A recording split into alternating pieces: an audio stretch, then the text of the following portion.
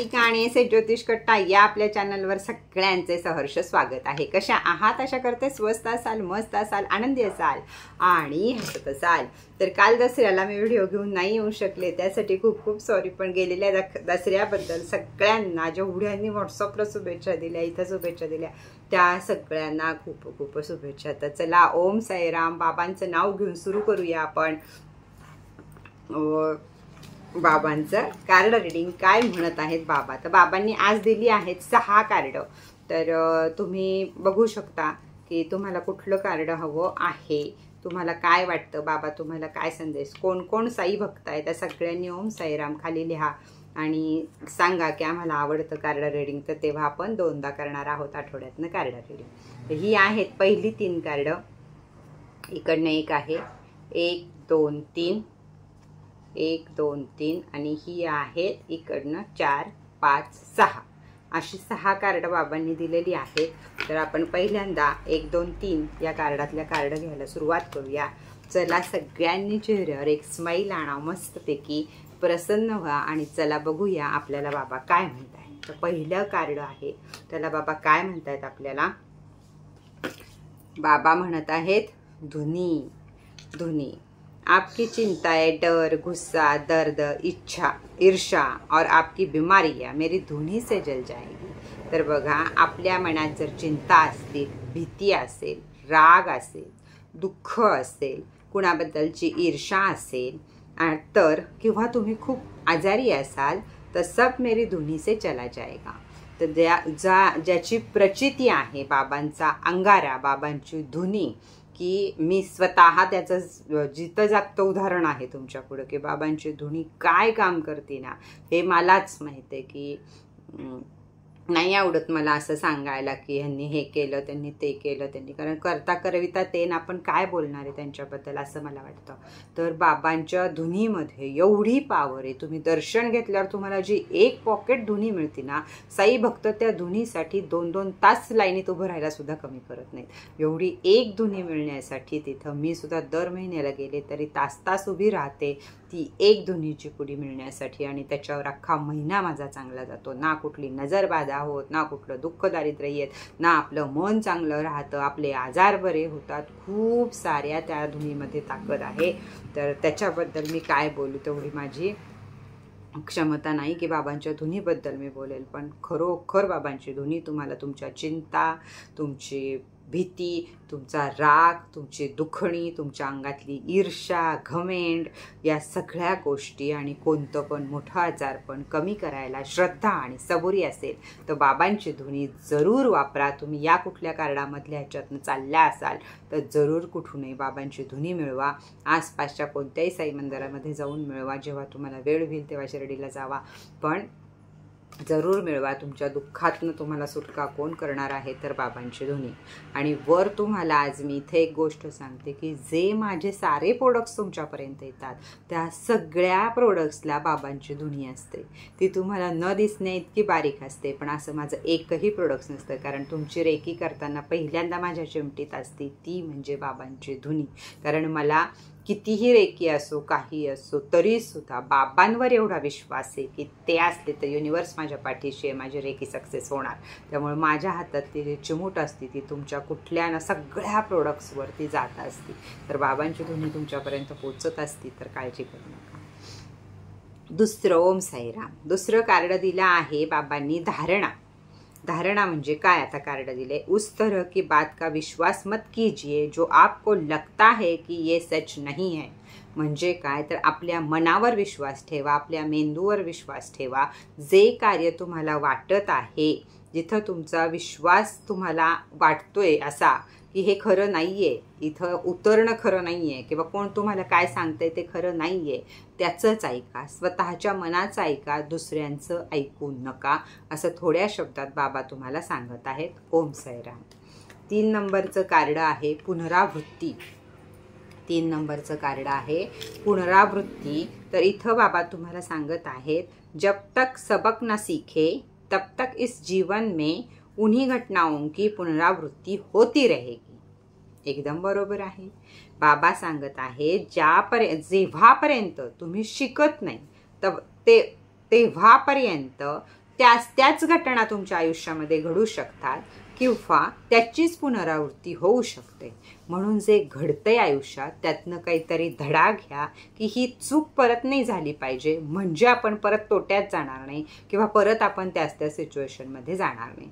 त्यामुळे बाबा हेच सांगतायत, तुमच्या मनाला काय पटतं हे बघा, आणि जोपर्यंत तुम्ही शिकणार नाही, एकदा घसरला, दोनदा घसरला तरी तिसऱ्यांदा तुम्ही चढत असाल तर ते चुकीचं आहे. तिसऱ्यांदा कसं चढलं पाहिजे ह्याचा अभ्यास केला पाहिजे आणि मग तिथं चढलं पाहिजे, असं थोडक्यात ह्याचा अर्थ होतो. जोवर तुम्ही शिकत नाही तोवर दुःखाची पुनरावृत्ती सुद्धा, दुःख काय येतं त्यातनं काहीतरी शिकायचं असतं. पण तुम्ही आत्ता दुःख आहे, थोड्या वेळाने तुम्हाला सुख मिळालं की मागचं दुःख विसरून जाल आणि परत येताना 10 वर्षांना तेच पुढं आलं तर त्याची तीच चूक कराल. हे करणं चुकीचं आहे असं बाबा सांगत आहेत. मग आता ह्याच्यातनं तुमच्या सध्याच्या घटनाला काय योग्य असेल ते तुम्ही घ्या. आता कार्ड नंबर घेऊया 4. तर 4 मध्ये पहिलं कार्ड आहे तुमचं, 4 नंबरचं कार्ड आहे तुमचं टालना. तर अपने दुख दर्द की चर्चा कम कीजिए या ना करे, अपने चेतना में उन्हें स्थान दीजिए. की जगाला हे सांगू नका की तुम्ही किती दुःखी आहात, तर जगाला हे सांगा तुम्ही किती सुखी आहात. आपल्या दुःखाचा हे काय म्हणतो आपण ढोल पिटत फिरवू नका, बसू नका.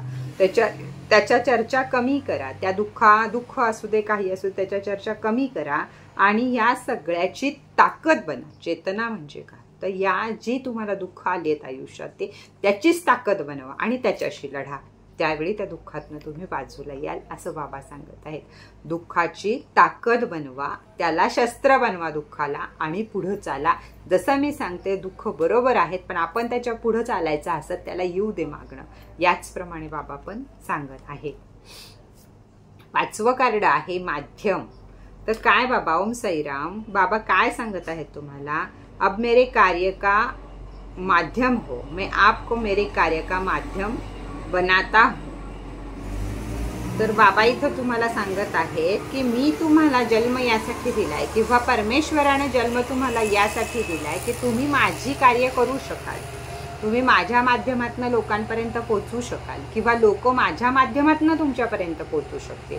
यासाठी तुम्हाला जन्म दिलेला आहे आणि हेच तुमचं कार्य आहे की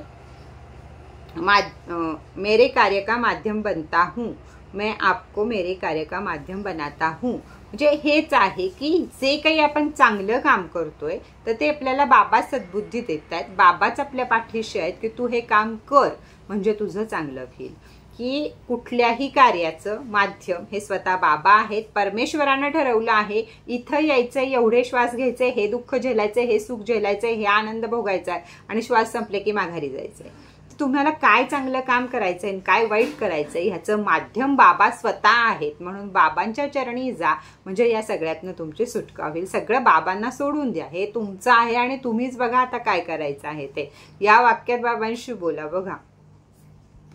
ओम साईराम. होतं म्हणजे एक इथं छोटासा अनुभव सांगते तुम्हाला मी की 11-12 महिने होतील एखाद्या वेळेस, या महिन्याला किंवा पुढच्या महिन्याला 12 महिने होतील. याआधी मी कधी शिर्डीला जात नव्हते, पण गेल्या 12 महिन्यापूर्वी जेव्हा आपण कार्ड रिडिंग चालू केलं नवीन मी, तेव्हा मला सतत स्वप्न पडायला लागली शिर्डीची की मला शिर्डीला जायचंय, मला शिर्डीला जायचंय. मी कधीही बाबांचं काहीही केलं नव्हतं आणि आजही मी बाबांचं काही करत नाही, कोणतंही पोथी पुराण वाचत नाही, काही करत नाही. दिवसभर मला जेवढे हाय येतात त्या सगळ्या हायला उत्तर माझं एकच असतं, ओम साईराम. हा जो माझा जप घडत असेल ना दिवसभर, तेवढाच जप मी त्यांच्यासाठी करते, बाकी काही करत नाही. त्यांनी दिलेल्या 11 वचनांवर माझा एवढा विश्वास आहे की ते माझं आयुष्य व्यवस्थितपणे पणाला लावणार आहेत. दुःख येत आहेत, मला सुद्धा दुःख येत आहेत, पण त्या दुःखातून तारून पण मला तेच काढतात, एवढा माझा विश्वास आहे. मी बाबांशी भांडत असते. मला ज्यावेळी दुःख होतं ना त्यावेळी मी कोणाशी नाही भांडत, तर मी बाबांशी भांडत असते. बाबा असं का, असं का केलं, माझं आपण जसा वडिलांशी हट्ट करतो, वडिलांशी बोलतो, त्याप्रमाणे सेम मी बाबांशी बोलत असते. मला सगळे हसतात, ते देव आहे, तू अशी बोलते तशी बोलते. नाही, माझी ही श्रद्धा आहे की माझ्या वडिलांच्या बरोबरीचे कोण आहेत तर ते माझे फक्त बाबाच आहेत. आणि मी त्यांच्याशी प्रत्येक गोष्ट शेअर करते, प्रत्येक गोष्ट बोलते. जे मला मिळत नाही त्याच्यासाठी मी भांडण करत असते. माझं मलाच वाटतं की ते माझ्याकडे बघून हसतायत, रडतायत, बोलतायत. हीच माझी श्रद्धा आहे. मला कोणतंही पोथी, पुराण, पारायण, खरं सांगते तुम्हाला, मी कशाला मला वेळ नसतो ना मी करत, की मला फक्त तुमच्यासाठी वेळ आहे. कारण मला बाबांनी सांगितलं की मी तुझा जन्म यासाठी दिलाय की दुसऱ्यांची मदत कर. मी तुला बुद्धी देतो, तू लोकांची मदत कर. तेवढं मी माझा सारा वेळ, तुम्हीच सगळे परमेश्वर माझे यामध्ये घालवत असते. तर असं शिका. म्हणजे मला असं म्हणायचं की गुरु आहे तर असं शिका की आपला वेळ लोकांच्या सत्कारणी लागावा, आपल्याही सत्कारणी लागावा, यासाठी गुरु करा. जीवनावधी शेवटचं 6वं कार्ड आहे. हर रिश्ते की एक जीवन अवधी होती है, समय के साथ वह समाप्त हो जाती है. आता कुणाच्या जीवनातनं जर कोणी निघून गेला असेल, कुणाचा ब्रेकअप झाला असेल, कुणाच्या घरी कोणाची डेथ झाली असेल, कोणी कशाच्या दुःखात असेल, कोणाचे पती सोडून गेले असतील किंवा डिवोर्स झाला असेल, अजून काय असेल, कुणी असो, मैत्री तुटली असेल कुणाची, तर बाबा हेच सांगतायत की हीच जीवनाची कथा आहे की एक गेल्याशिवाय दुसरं येत नाही, पहिलं दार बंद झाल्याशिवाय दुसरं दार मिळत नाही. तर तुम्हाला समय के साथ म्हणजे वेळानुसार आज जे दुःखी तुम्ही आहात त्या दुःखाला सुद्धा तुम्ही विसरून जाणार आहात, कारण त्यापेक्षाही मोठं सुख तुमच्या पुढे ठेवलेलं आहे. त्यामुळे आज जी दुःखी आहेत, आज जे आता तुमच्या मनात विचार आहेत, ते सगळे बाबांच्या चरणी अर्पण करा आणि सुखी व्हा. कारण ह्या सगळ्यांचा वेळ आला होता म्हणून ती सगळं समाप्त झालं आहे. पण आता वेळ चांगली आहे, आता सगळं व्यवस्थित होणार आहे. हे दुःख बाबांच्या पायी टाका आणि ओम साईराम म्हणून रिकामं व्हा. ज्यांना ज्यांना जमत असेल त्यांनी गुरुवारी साईबाबांच्या मंदिरामध्ये जरूर जात जा. या उदीच्या पुडीचं मी सांगत होते, यात सुद्धा असते माझी उदीची पुडी. कुठेही तुम्ही बघाल तर माझ्याकडे उदीची पुडी आहे, कारण माझ्या ह्याच्यावर ठाम विश्वास आहे की हीच मला तारू शकते. दुसरं जगात काहीच नाहीये. जोवर मी बाबांपाशी पोचत नाही तोवर हेच बाबा आणि हीच उदी माझं प्रत्येक काम करत असतात. रोज मी ह्याच्यातली उदी थोडीशी जिभेला लावत असते, थोडीशी कपाळाला लावत असते, नाव घेत असते, सुरुवात करत असते. त्याचप्रमाणे तुमचा कोणताही क्रिस्टल, कोणतीही वस्तू करताना सगळ्यात पहिल्यांदा त्यांच्यावर पडते ती म्हणजे बाबांची उदी, आणि मग माझी रेखी चालू होते. तर एवढा माझा विश्वास आहे बाबांवर, बाबांच्या या उदीवर. तर जरूर आपण सुद्धा असा विश्वास ठेवावा.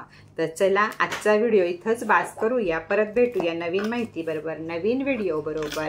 आज कमेंट करा की आज गुरुवार झाला, आता रविवारी तर आपलं आठवड्याचं भविष्य असतं, तर मध्ये मी कधी आठवड्याचं हे कार्ड रीडिंग ठेवूया हे आपण तुम्ही मला सगळ्यांनी सांगा. त्यावेळेत आपण कार्ड रीडिंग ठेवूया. एखादा वेळ असा तसा होऊ शकतो, कधी कधी विसरूनच जातं. आज गुरुवार रीडिंग व्हिडिओला बसताना लक्षात असतं, नंतर विसरतं, तर असं कधी कधी होतं, तरी पण सांगा. तर चला आजचा व्हिडिओ इथंच बास करूया. परत भेटूया नवीन माहिती बरोबर, नवीन व्हिडिओ बरोबर. तोपर्यंत ओम साईराम.